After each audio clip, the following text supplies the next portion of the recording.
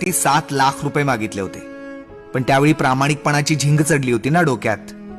आता विचार येतो, त्यावेळी एवढे पैसे द्यायला कर्ज तरी कशावर काढणार होतो. पहिल्यापासून वाटायचं आपल्यातला हाडाचा शिक्षक पारखणारा कुणीतरी भेटेल, पण इकडं हाडं काडं एक झाली तरी आमची तळमळ कुणाला समजेना. परमनंट होईन या आशेनं शाळांमध्ये हजेरी लावली.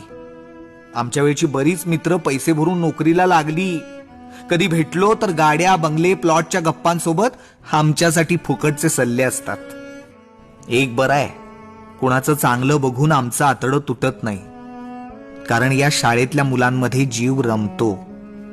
त्यांना शिकवताना, त्यांच्यासोबत नवीन प्रयोग करताना, त्यांना समजून घेताना भान हरपतं.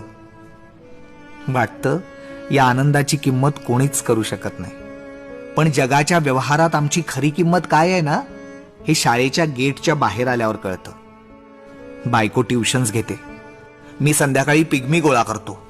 संसारातली बेरीज वजाबाकी मागच्या पानावरून पुढच्या पानावर उतरवत मी परमनंट या शब्दावर कायमचीच लाल रेष ओढली आहे.